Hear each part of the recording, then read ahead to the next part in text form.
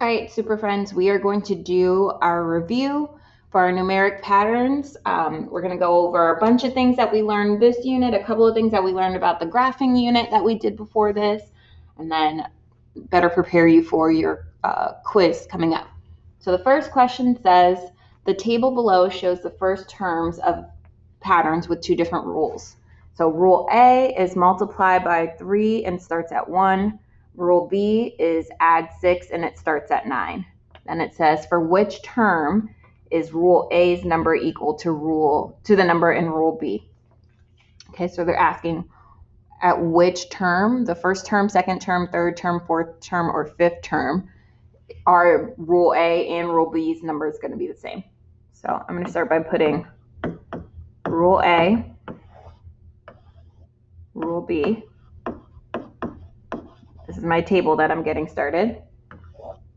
I know I need a few terms here, so I'm going to make them.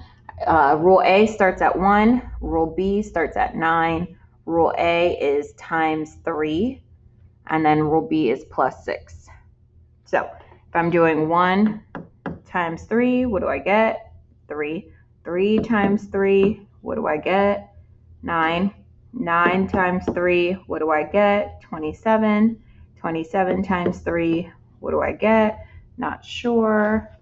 Let me put it over here.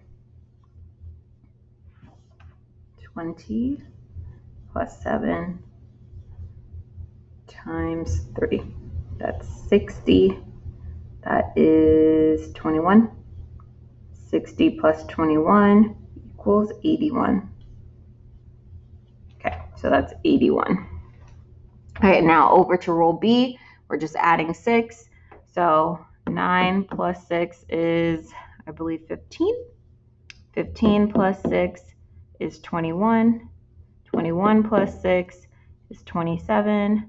27 plus 6 is going to be, let me add it over here. That's 13, regroup, 33. It's going to be 33. So which term has the same numbers? I see it's this term right here with the 27, 27. And which term is that? 1, 2, 3, 4, the fourth term. So that's what I bubble in. It was the fourth term that had the same numbers for both rule A and rule B. Okay, that's just a little reminder how to do that type of problem. Let's go on to the next problem.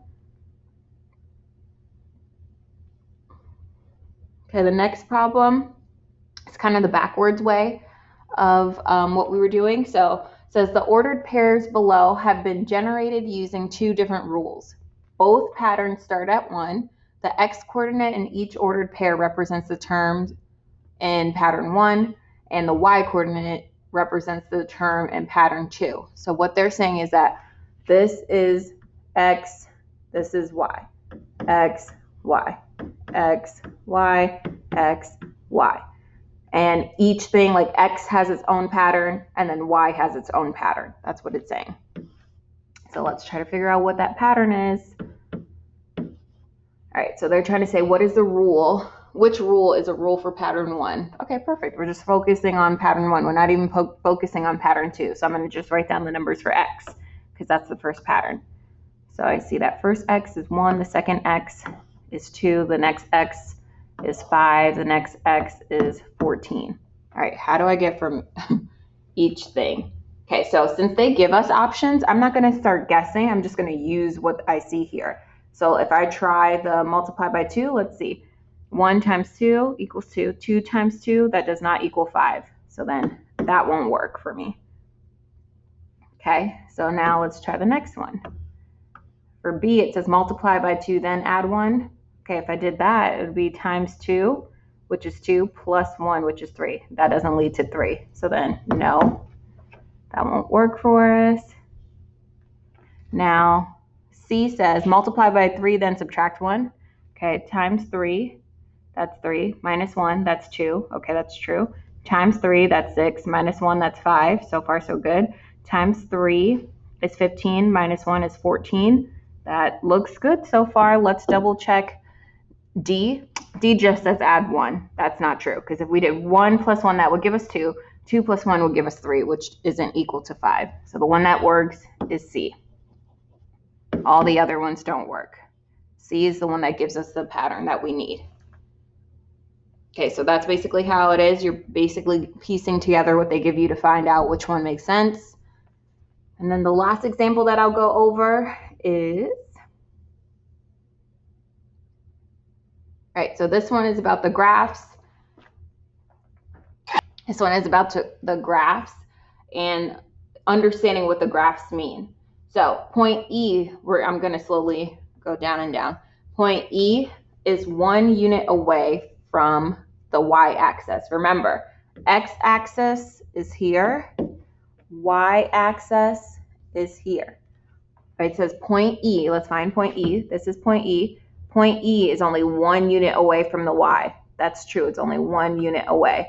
So far, yes. Point N, this is point N. Point N is 2 units away from the origin and is on the y-axis. So point N, the origin is right here. So that's not true. This is the origin, 0, 0. So point N is actually 8 units away from the origin and 2 units up on the y, but it is not just sitting on the y, because they're trying to say like it's saying 0 for the x and then 2 for the y. That's what B is trying to say, which is not true, because N is actually at 8, 2, not 0, 2. Okay, point C says, let me scroll this down a little bit. Point C, or option C says, point E is 5 units up and 1 unit to the left of the origin. So if we did what C says, we would go 1, 2, 3, 4, 5, and then left. Is that where E is? Is E out here off the grid? No, it is not. E is actually on the grid. If we would have gone up 5 units and 1 to the right, then we would be correct. All right, let's look at point N is located at 2, 8. Is that where point N is? Is it on here? 2, 8. Is this where N is? No, it is not. N is at 8, 2, not 2, 8. Nope, it is at 8, 2, not the other way around. Okay, let's look at what it says for E. All right, so it says point E is located at 1, 5. Let's see, we go over 1. It's on the X and then 5 on the Y. That is true. Point E is at 1, 5. And then the last option says point N is 2 units up and 8 units to the right of the origin. That means that if it's saying right, that's X. If it's saying up, that's Y. So it's saying that the X is 8, and that the Y is 2, which is true. Okie dokie. So yes. Now our options to bubble in are A, E, and F. All right. Use these notes to help you solve all your questions for today.